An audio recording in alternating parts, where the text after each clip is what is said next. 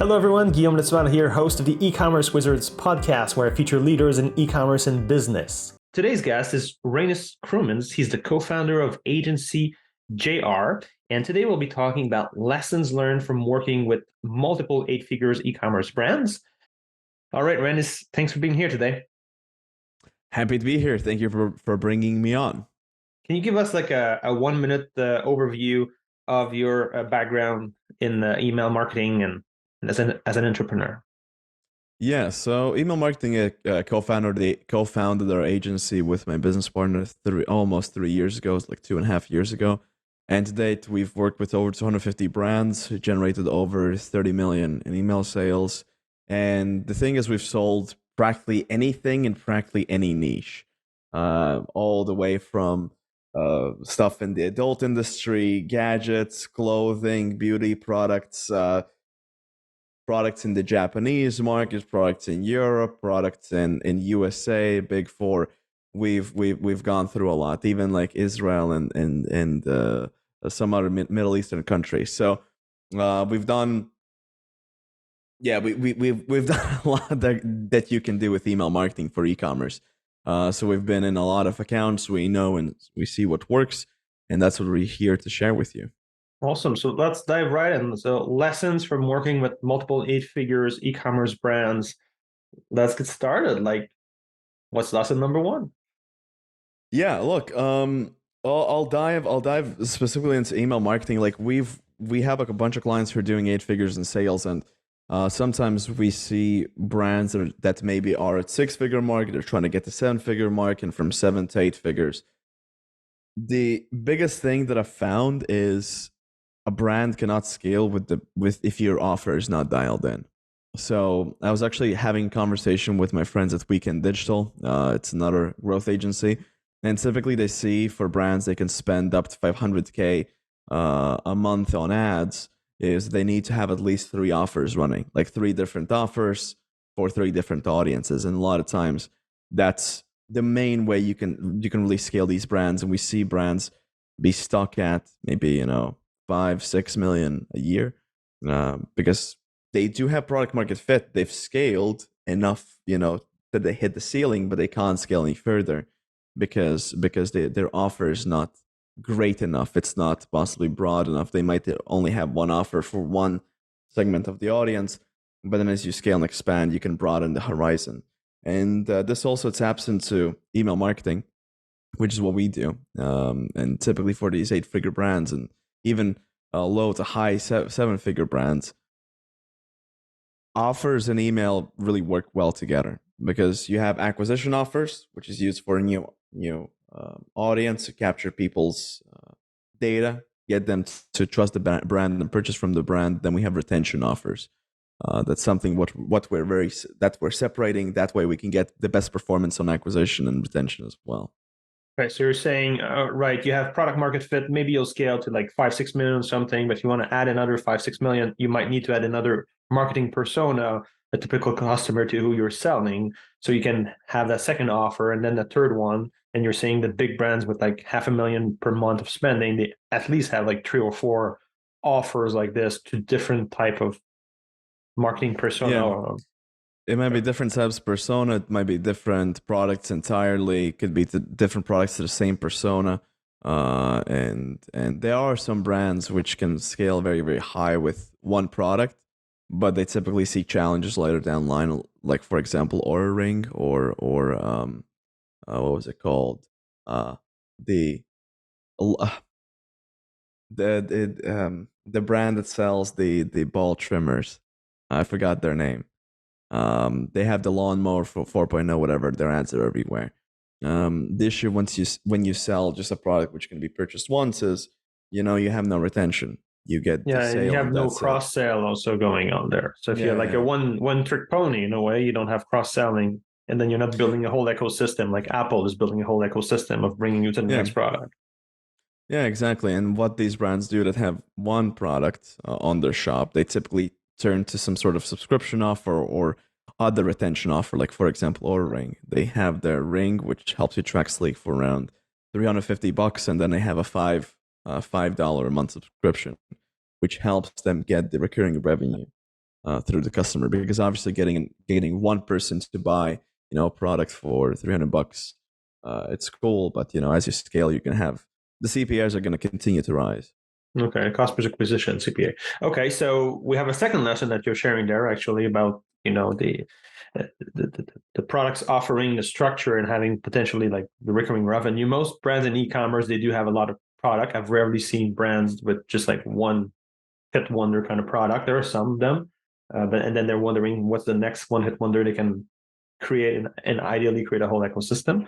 But this is more rare. Most shops have like 2,000 to 40,000 products. Some larger one may have over 100,000 SKUs.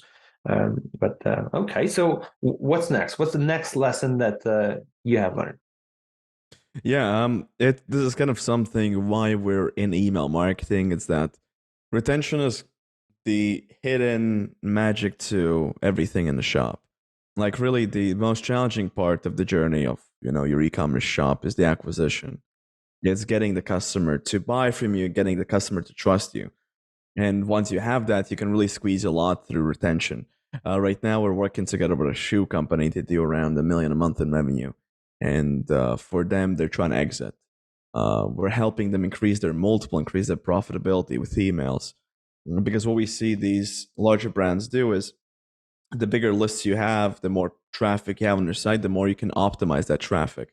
And the way you typically scale a brand is not just by spending more money in the ad account and just increasing the spend that way, but it's by adding multiple marketing channels, which is email marketing, which is optimization through CRO on landing page, which is, for example, retargeting through different platforms. So if your primary platform might be Google or Facebook, you supplement that with retargeting through native ads, retargeting through YouTube, Facebook, yada yada yada yada, and also hopping on Amazon for that extra spill off.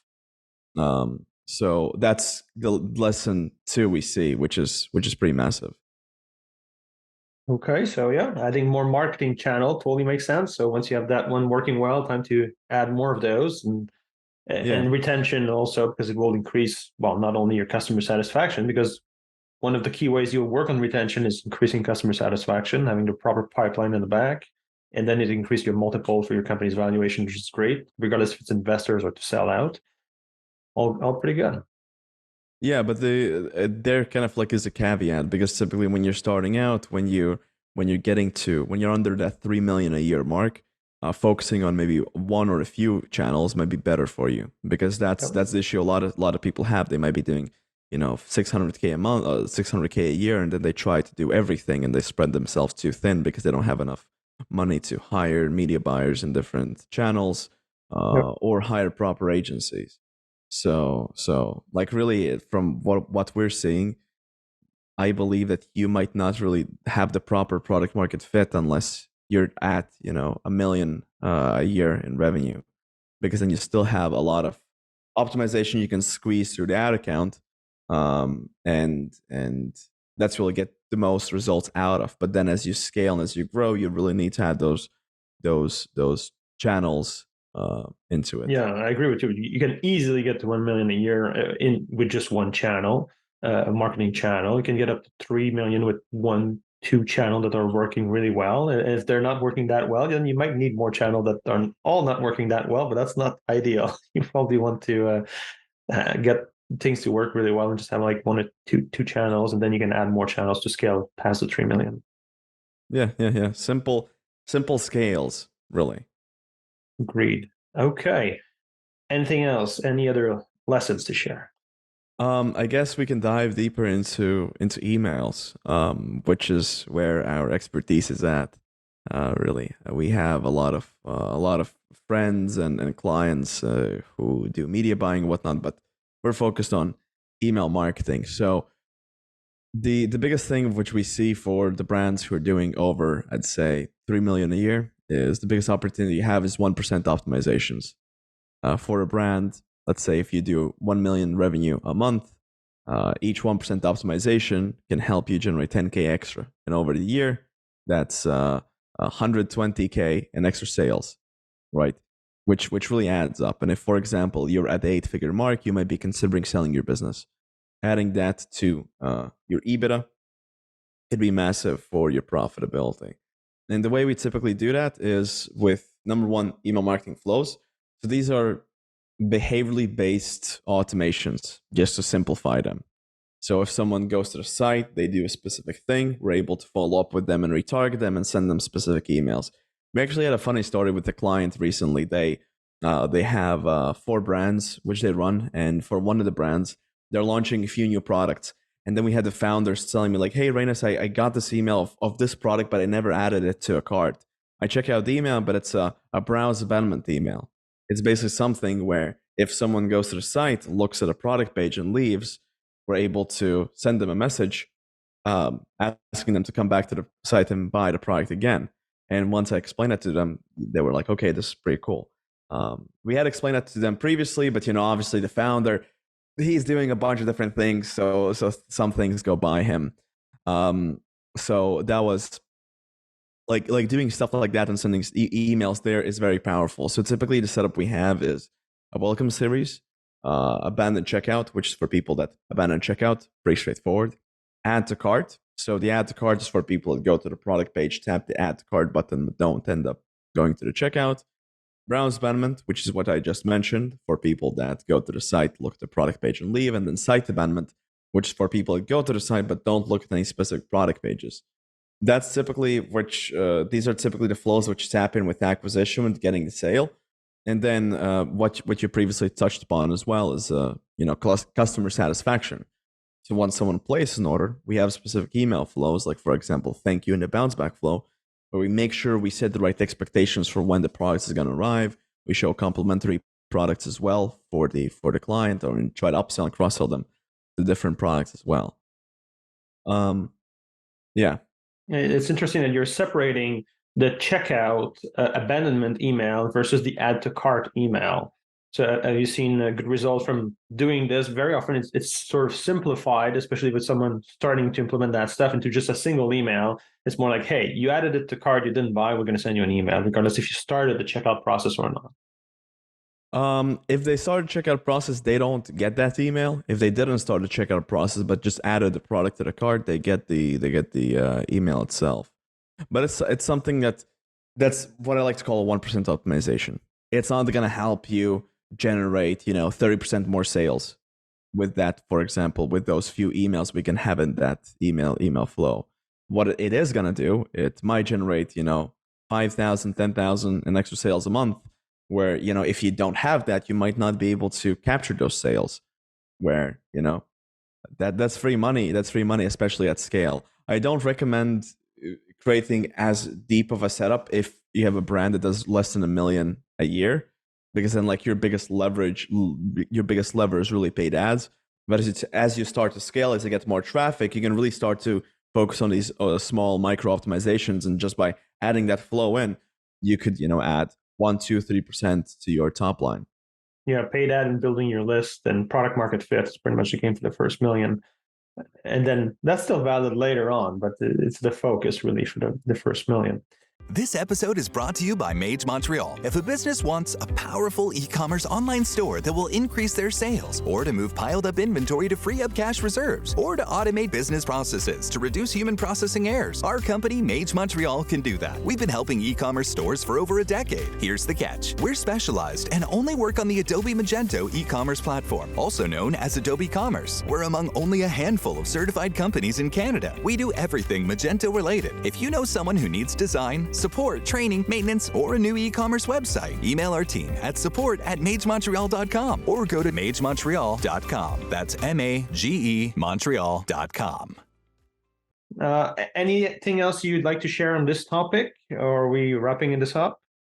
No, there's still the flip side of this is email marketing campaigns, which is basically, it's kind of like running ads. And by this, I mean, we decide what message we send to the person and when we send it to them. In the same sense, it's a bit different than running ads. The reason why I say it's similar is because it's disruption-based marketing. So kind of like push marketing. We can showcase a person an offer or a specific product or a set of products and push them to that direction. And especially if someone is selling consumable products, this works really well. Last week, so on Saturday, that's the week before Black Friday, we had sent out an email for the early bird sign up list. So this is for a consumable product selling food syrups in Europe.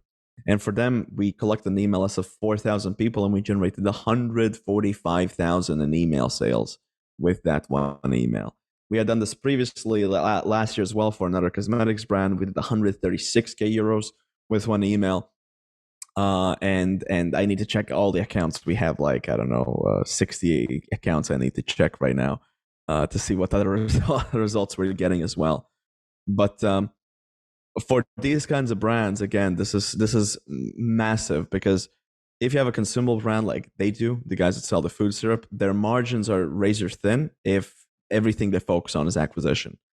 This one email, really the cost to send out that email, the Klaviyo subscription might be, if I'm not mistaken, I think like $1,000 to $2,000 a month for them.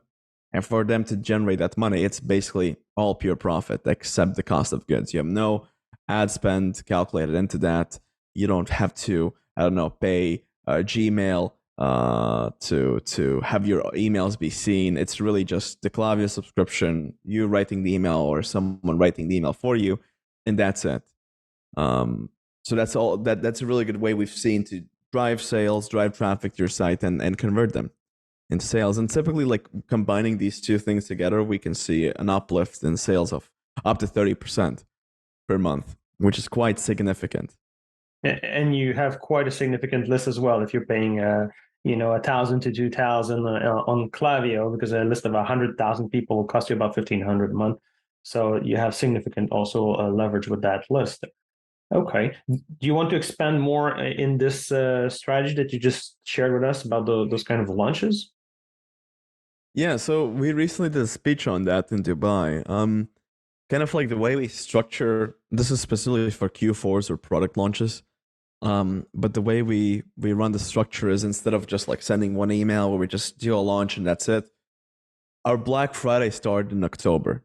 So really we started preparing and firstly we re-engaged old customers. So you might have an email list of 100,000 people, but 40,000 might not be active. And by active, I mean actively opening emails and clicking emails. So what we did is we re-engaged those people, gave them an option to, click the email, click the link, and get back into an engaged segment so they can get access to the Black Friday sales, or they can unsubscribe. As simple as that. Then we had a couple of tactical emails where we had the warm-up email. This one's actually pretty cool. We make the people reply to the email we send, so our send from email is being saved as a contact in their Gmail. So then what that means for them is all the upcoming messages we send, they skip the promotions folder, go and straight in their primary inbox. So we have better open rates and better results in general. So that was the first phase of re-engagement. Then we had the warm-up, which I quickly touched upon. We also had the bestseller educational campaigns where we send out emails that talk about the bestsellers in a non-salesy way. Like we explain why are they important, how can they help, etc., with like no real intention to push them or sell them on the product. And then we dove into the pre-sale. So the way we like to structure these pre-sales is we have a landing page where people can sign up and commit and raise their hands saying, yes, I'm ready to purchase. These pre-sale pages are pretty simple. They consist out of 4 main sections. So section 1 is just a header. We have some sort of an image of the product and an opt-in with a headline. The headline is the primary the primary lever for lowering the CPL, so cost per lead. Then we have a benefits section talking about why they should sign up to this early birds list, a timeline on when they can expect to, for example, receive the product. So in the case for Black Friday or Monday sales, on the 19th, if they sign up, they get access to Black Friday sales early and they get better deals than if they wouldn't sign up. And then afterwards, what we do is, afterwards, the section is just a proof section with testimonials and showcasing happy customers as well. And really, when someone signs up, they get added to an email list, a specific email list, which is the Black Friday early birds list, and then we send out messages to those people. The list size might not be huge, but they do pack a punch. We had another company selling personalized baby posters. So they sell the posters of the size of kind of like a baby for newborns and whatnot. And for them, each email we generated cost around, I think it was $1 to $2. And each email we generated $10 in sales for Black Friday. So that's also a great way to acquire new customers, get them into your brand, and get them to place an order and place a big order up front. Because the deals we have for Black Friday, they aren't just, hey, let's get, 30% off. We also pre-package bundles, like bundles that might be, instead of, your AOV being $70, we might have bundles that are $250, $300, $500, something massive with, like a large package. Like if you're in the survival niche, for example, you could have 3 types of bundles, like the basic kit where you have some sort of a tent, a flashlight, and maybe a knife, something basics for you to get started. Then the advanced setup could be more expensive. That's kind of like your bang for the buck setup where you get everything from the basic set plus some extras. And then you have the most expensive bundle, which is just all out, like everything you might need and more. Because there are people who like to get the small the fewest things to kind of like get started. There are people who want to get the best value, which the middle bundle is for, and then there are people who just like to spend money and go all out and max out. That's kind of how I am. If I look at something and I want to commit to it, for example, if I have an audio setup, I don't want to have just like a basic mic. I'm gonna go all out. I'm gonna go get like really top of the line stuff. So if you're selling to me, you can show me that bundle, you can make more money off me. Instead of maybe $70, you can make 500. Right. Okay. So personas again, and you said Black Friday starts in October. You have also Halloween in October. So how early in October do you start your Black Friday stuff? 1st of October. 1st of October. Okay. Yeah, we do also do a Halloween sale, but really that's because our strategy consists of the re-engagement phase, warm-up phase, and the sell phase. So it's not just, we don't start the sale itself in October. The preparation starts October 1st. So really, the emails you write and everything starts in September. And the planning for Black Friday starts in August.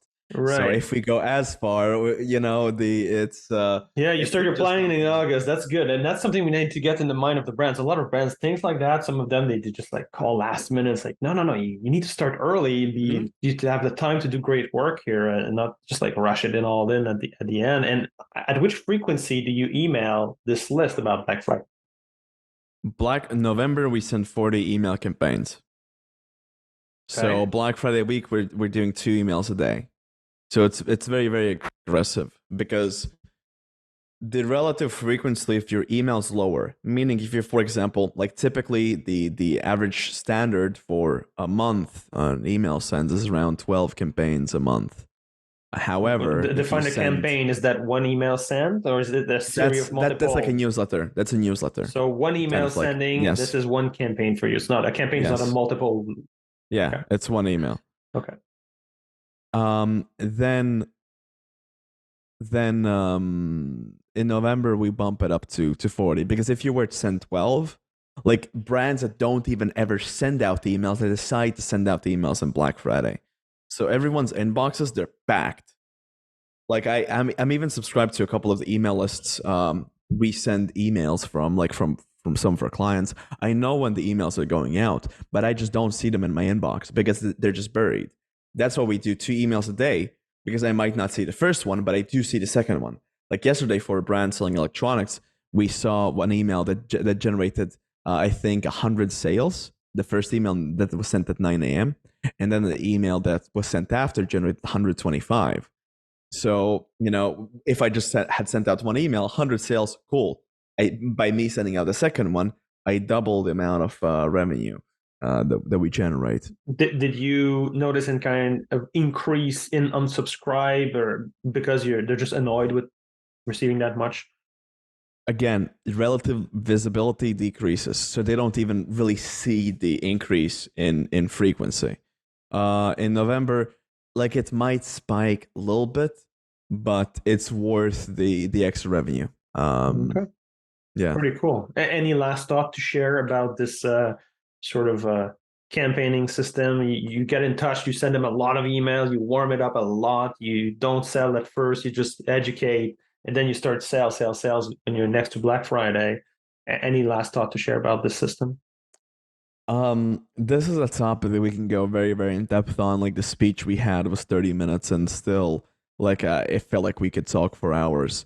Like if we structure it down, it's I think the best answer is like we need to look at each brand specifically, because different brands have like to get the most value out of this. Different brands have different sets of products, different setups, etc., which would change what works best for them, what bundles work, what strategy works. Because in some cases, you just might want to keep it simple and just have a flat discount site wide.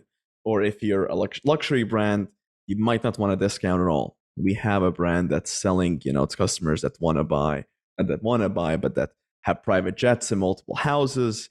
And for them, no discounts though. Like this strategy wouldn't work at all, and it shouldn't be done. It would work, but it shouldn't be done because they need to keep their high status in the luxury market, like with no discounts, with the products being very, very personalized and exclusive. So I guess if someone's interested, you can get in touch with me, hop on a call and see how that could work for you. What's the best way? What's the best way to reach you, Reinis? Yeah, AgencyJR.com/call. So AgencyJ as in Jacob, R as in Reinis.com/call, and we'll be able to hop on. All right. Thank you, Reinis, for being here today. Yeah, happy to be on.